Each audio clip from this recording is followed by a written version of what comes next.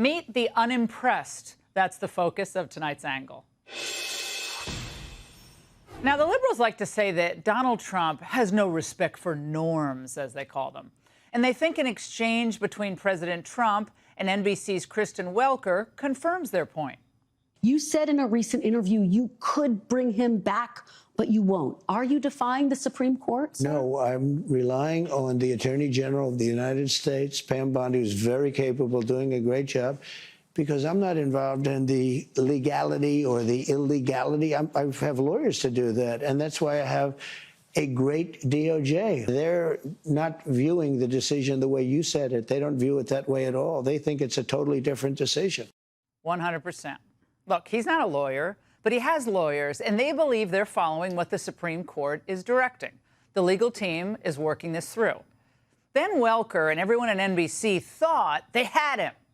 But when you listen to the clip, he says, no, he is not defying the court, but she doesn't accept that. She keeps interrupting and pushing for the answer she wants, that Trump is somehow trying to create a constitutional crisis. Your Secretary of State says everyone who's here, citizens and non-citizens, deserve due process. Do you agree, Mr. President? I don't know. I'm not a lawyer. I don't know. Well, the Fifth Amendment says I don't know. It seems it might say that, but if you're talking about that, then we'd have to have 1 million or 2 million or 3 million trials. Now, let me translate for all of you out there. Donald Trump answered, I don't know, to her interpretation of the Constitution and the Fifth Amendment. He was responding to her. It would have been absurd for Trump to have accepted as gospel Welker's view of the Fifth Amendment and illegals. Why should he think that a hostile reporter without a law degree, by the way, is framing anything fairly? And as usual, his instinct was right about her and the question. Don't you need to uphold the Constitution of the United States as president? I don't know. I have to respond by saying again, I have brilliant lawyers that work for me, and they are going to obviously follow what the Supreme Court said. What you said is not what I heard the Supreme Court said. They have a different interpretation. Asked and answered. He said, I have brilliant lawyers, and they're going to obviously follow what the Supreme Court said. Is that good enough for them? Of course, the headlines and the banners across multiple networks all day long, all yesterday, took this as Trump saying he doesn't know whether he'll follow the Constitution. Donald Trump kind of playing fast and loose with what the Constitution and the Supreme Court require him to do. This is really a scary moment. He's already demonstrated his willingness to disobey court orders. President Trump has also raised eyebrows for casting doubt about his responsibility to uphold the Constitution. Raised eyeballs. Now, after watching these media types closely for far too long, frankly, watching their feigned and farcical outrage over Trump, the only question to ask is, are there any serious journalists left at these networks? Because from these interviews, it seems they are clearly not interested in learning anything. They're only interested in presenting their narrative and getting to an aha moment. I think the tariffs are going to be great for us because it's going to make us rich. But you said some dolls are going to cost more. Isn't that an acknowledgement that some prices will go up? I don't think a beautiful baby girl that's 11 years old needs to have 30 dolls. I think they can have 3 dolls or 4 dolls because what we were doing with China was just unbelievable. We had a trade deficit of hundreds of billions of dollars with China. We don't have to waste money on a trade deficit with China for things we don't need. Remember when the media used to be against materialism? Now they're for it. Well, and from all this, NBC hopes that Americans conclude en masse that Trump's a billionaire trying to steal Christmas. As the Grinch took the tree, as he started to shove, he heard a small sound like the coo of a dove. He turned around fast and he saw a small who. Little Cindy Lou, who was no more than 2. She stared at the Grinch and said, Santa Claus, why? Why are you taking our Christmas tree? Cartoonish interviews from a press that has become a caricature of itself. Now, for years under Biden, they didn't sweat needless inflation. Prices were through the roof everywhere. It was caused by his overspending. But now? Prices are already going up on some popular items, tires, strollers. This is such a dishonest interview already. Prices are down on groceries. Prices are down for oil. Prices are down for all energy. Prices are down at tremendous numbers for gasoline. Even mortgage rates are going down. You campaigned on a promise to bring prices down on day Well, I don't know. When you say strollers are going up, what kind of a thing? I'm saying that gasoline is going down. Gasoline is thousands of times more important than a stroller someplace. But what do you say to... Well, of course, the media, they think that the Americans are too short-sighted and ignorant to understand that any disruption we're seeing now or will see is temporary. That the prize at the end of all of this is trade stabilization and a reindustrialized America that will lead to really sunny days ahead, much more long-term sustainability. Now, he's talking ultimately about the survival of the United States vis-a-vis China, but the media, they're hung up on Trump hats. The Trump organization is selling hats that say Trump 2028. Yeah. Are you seriously considering a third term, Mr. President? I think it's something that, to the best of my knowledge, you're not allowed to do. There are many people selling the 2028 hat, but this is not something I'm looking to do. I'm looking to have 4 great years and turn it over to somebody, ideally a great Republican. Foiled again. The media, I don't know what to do. Now, we really need to establish some type of mental health charity for these pundits who are masquerading as reporters. They keep trying and they keep failing. But listen closely. Read between the lines. They do not sound like they actually preferred a closed border. They liked an open border. Watch. You declared a national emergency on the southern border. When will you know that the emergency is over? Are you planning to lift it? The big emergency right now is that we have thousands of people that we want to take out, and we have some judges that want everybody to go to Some court. of them. Of course, the radical judges are the huge problem here. He's right. How do we remain a country when the president cannot remove people who are here illegally? It's a good question. But the NBC anchor doesn't care to grapple with good questions, real questions, because she believes the emergency is not that we have millions here under fraudulent asylum claims, taking up school spots, taking up funds from local budgets. She believes the emergency is that Trump wants to do something about it. So for the press, deportation is the crime, not the act of entering the country illegally. Now, if the border is open to millions of illegals, if some terrorists slip through, if some rapists make it in, well, those are just the necessary costs of being us. A superpower that has more money and more privilege than we deserve. They believe it is immoral to pressure China on trade. They think it's immoral to hit Europe with tariffs, even as they protect their own industries. So is it any wonder that public trust in the media has cratered over the years? According to Gallup, it's at the bottom of the barrel, ranked just above Congress. So you may ask, after hearing all this, what is the point of doing these interviews? Well, unlike Joe Biden, who hid and was hidden from the media, President Trump obviously believes it's important that the American people hear directly from him, even with questions from the establishment media that are blatantly slanted. And when the public sees how willing the reporters are to simply lie about Trump's intentions or purposely misconstrue them, I think you realize once again that the press really isn't interested in the truth at all. They prefer advancing their own narrative instead of reporting on real-world problems. And with each interview, they're writing their own professional obits. And Trump, he just keeps chugging along. And that's the angle. Just on the racetrack, journalism got out-jockeyed at the White House. I want to treat people fairly, whether they voted for me or not. I want to have a unified country. It's very hard because the media is so fake, including, like, even the way you ask questions. Every question is asked in a negative vein. There's a toy company that took a toddler's, whatever. But you don't talk about the fact that gasoline is down at numbers that nobody believes possible. We try to make sure every question is fair, Mr. Well, President. Look, every question you ask says a very negative slant. No, but look, I'm just curious. I'm fine for responding to you. I don't think you're very difficult at all to respond to be honest with you. But you know what? You should ask some positive things. No one expects NBC to be a suck-up. It's NBC. But they have to acknowledge some good things are happening. And the fact that they can't do that proves who they're rooting for. And it's not America. Prices are already going up on some popular items, tires, strollers. This is such a dishonest interview already.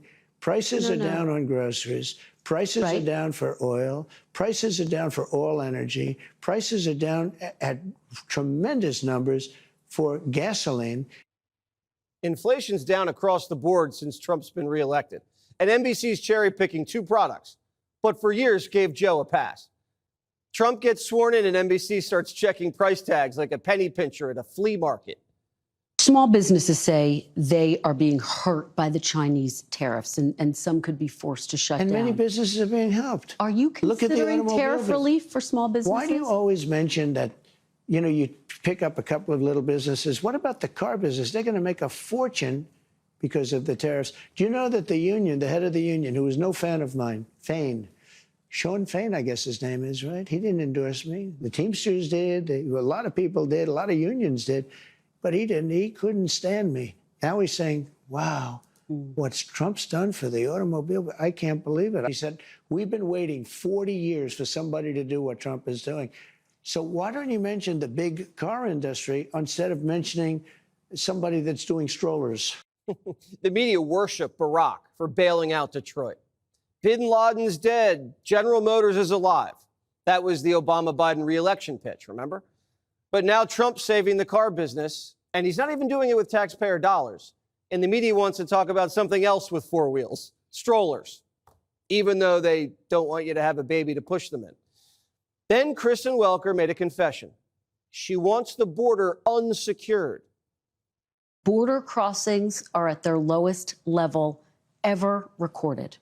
Is the border, is that good? Is the border now secure? Yeah, it's really secure. Isn't it a beautiful thing when you say it's the most secure it's ever been in the history of our country? Isn't that a nice statement? Well, I'm curious to know what it means. You declared a national emergency on the southern border. The order is still in place. By the way, even though you're saying exactly the border's what you secure. said. You know, it means we have the most secure border we've ever had. Well, and I guess the question becomes, when will you know that the emergency is over? Are you planning to lift it at some point? Is it necessary? Because obviously the military is involved. Will you lift that emergency?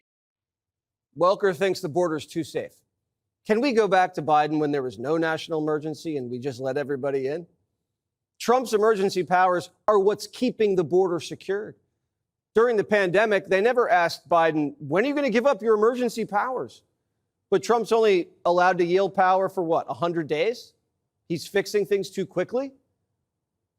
Your Secretary of State says everyone who's here, citizens and non-citizens, deserve due process. Do you agree, Mr. President? I don't know. I'm not a lawyer.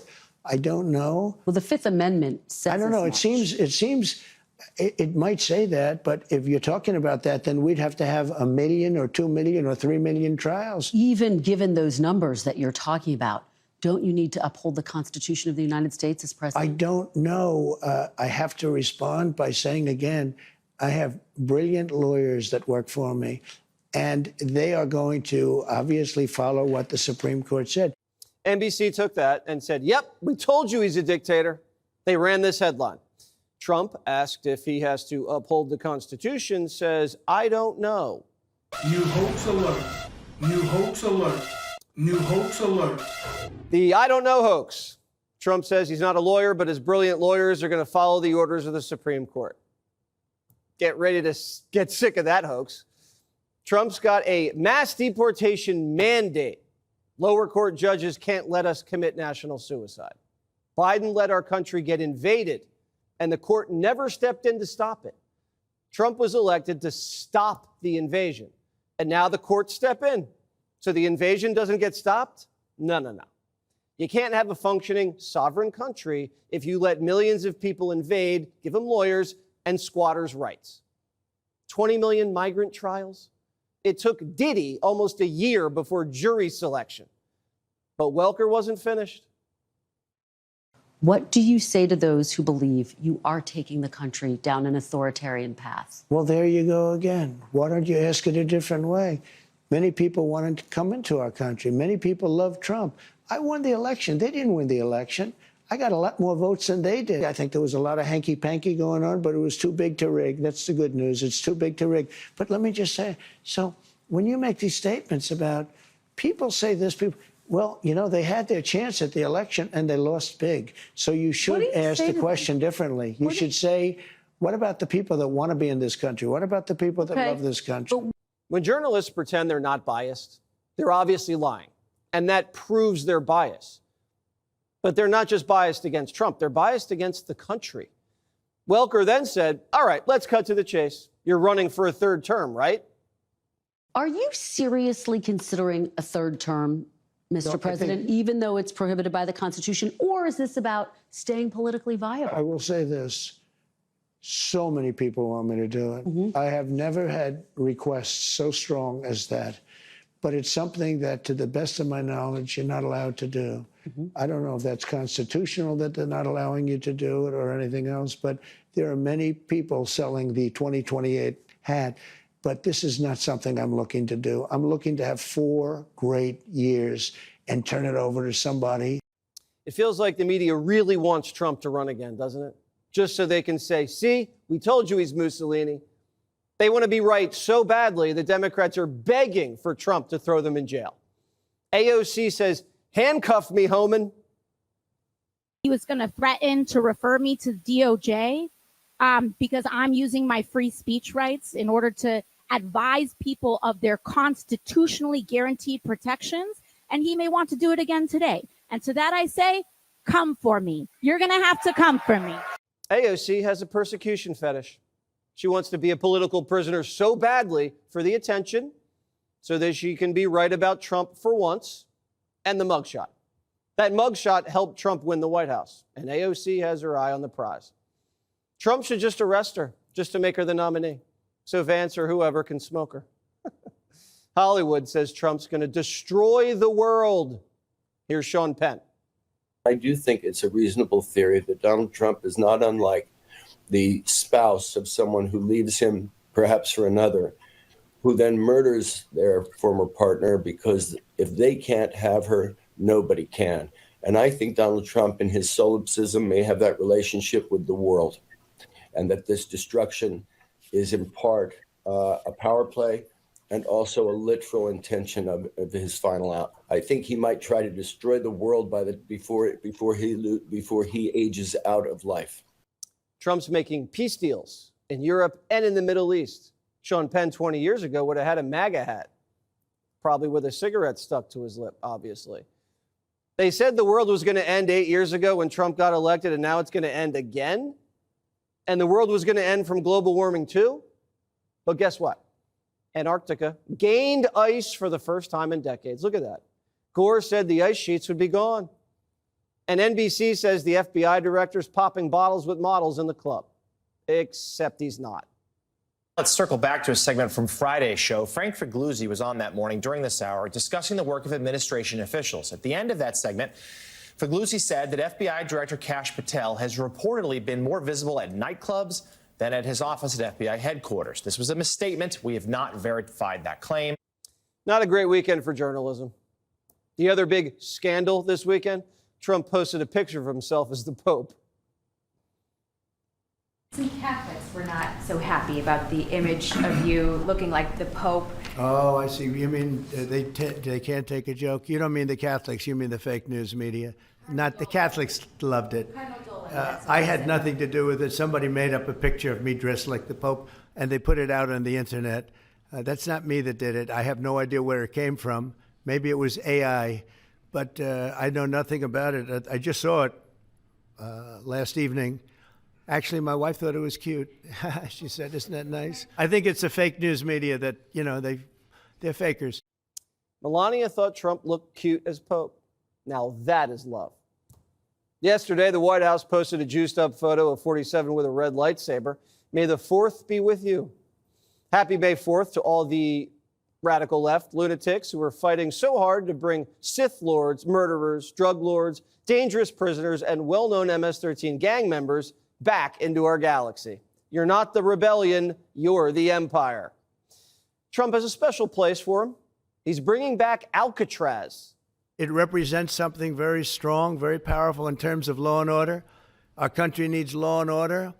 Alcatraz is, I would say, the ultimate, right? Alcatraz, Sing Sing and Alcatraz, the movies. But it's right now a museum, believe it or not. A lot of people go there. It housed the most violent criminals in the world, and nobody ever escaped. One person almost got there, but they, as you know the story, they found his clothing rather badly ripped up, and it was a lot of shark bites, a lot of problems. Nobody's ever escaped from Alcatraz. The media and the Democrats woke up today and were forced to talk about Alcatraz. Please don't send foreign criminals to Alcatraz. You see what Trump's making them do? They look loony, and he looks like a creative problem solver. Trump's even solving a problem for balls in the White House. We're going to make and build a ballroom, which they've wanted for probably 100 years at the White House. And it'll be a world-class, beautiful ballroom. A ballroom that could cost millions of dollars. He says he will pay for it himself. You will fund it. Yeah. I'm not going to ask the government for money. Would a dictator do that? I don't think so. Biden built a new situation room, made you pay for it, and then when they found the cocaine, blamed the construction workers. Trump's hoping to get that ballroom built soon because the NFL draft is coming to D.C. I'm pleased to reveal that the 2027 NFL draft, that's a big thing, will be held right here in our nation's capital, Washington, D.C., on the National Mall.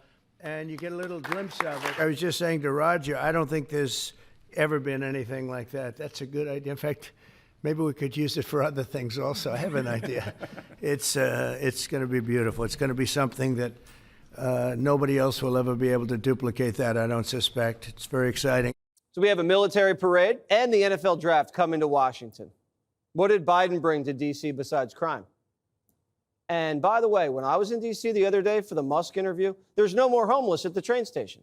Union Station used to be crawling with homeless. I didn't see a single sleeping bag.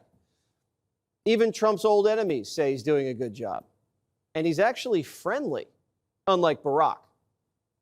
He never did my show when he did every other show. I had to go on the air and beg him on my 60th birthday in his 8th year in office and shame him into it, basically. And he finally did. But, you know, it was at the White House. It was in the interview room. It wasn't fun. He must have had someone around him saying, you know, I'm a very dangerous person, Louis. That's the thing. I'm a dangerous person who nobody can trust because I might tell the truth about something or ask a hard question. As far as like just feeling free to just speak exactly how I feel, yes, I felt freer to do that with Trump than Obama or Clinton.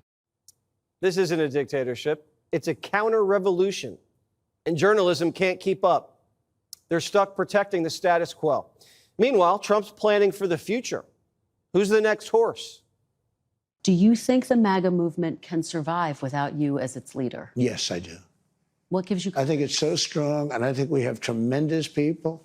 I think we have a tremendous group of people. We talked about a number of them. You look at Marco, you look at J.D. Vance, who's fantastic. You look at, I could name 10, 15, 20 people right now just sitting here. No, I think we have a tremendous party. And you know what I can't name? I can't name one Democrat. I mean, I look at the Democrats, they're in total disarray.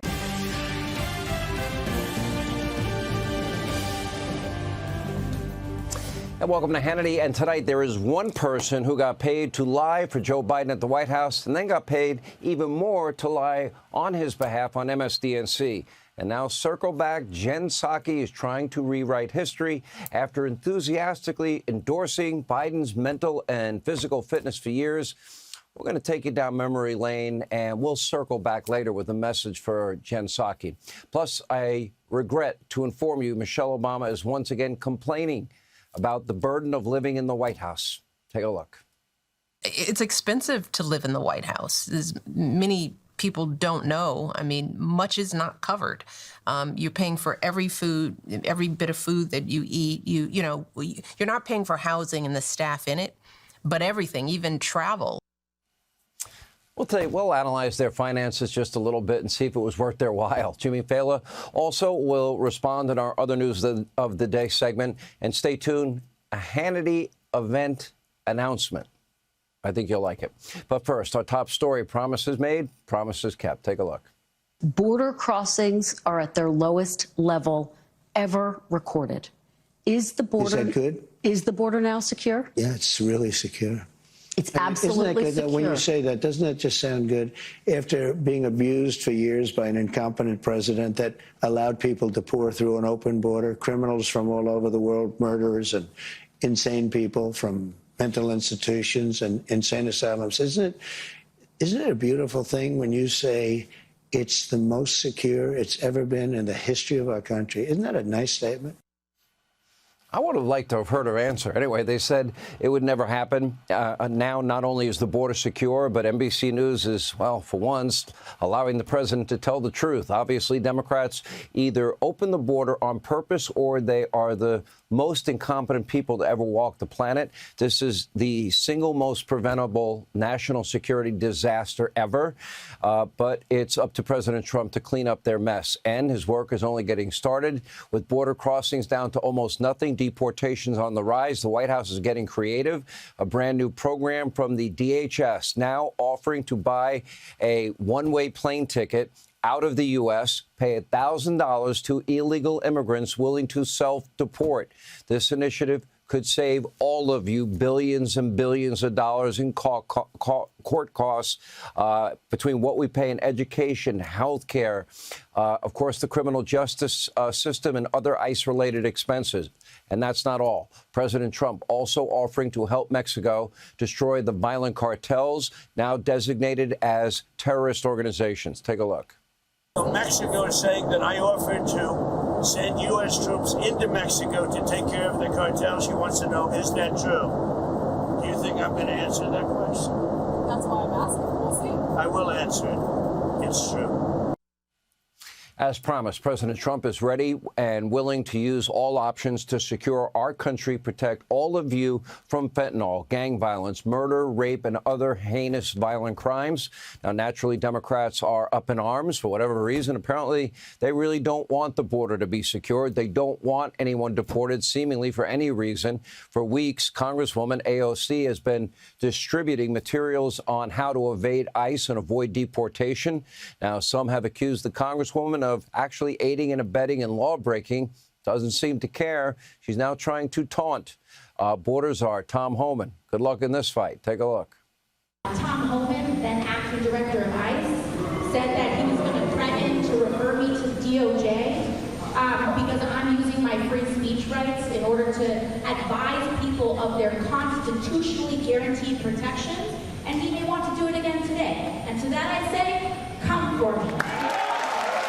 Of course, liberals believe that illegals have constitutional rights. Tom Homan has indeed referred the leader of the Democrats to the DOJ. But as you can see, top Democrats, they continue to advocate for the rights of illegal immigrants over the safety of you and your family. In fact, fake news CNN, who could never find the courage to investigate Biden's cognitive decline, just traveled all the way to a cartel hotspot in western Mexico to come face to face with a member of the notorious Sinaloa cartel in order to ask him, how do you feel about being labeled a terrorist organization by the Trump administration?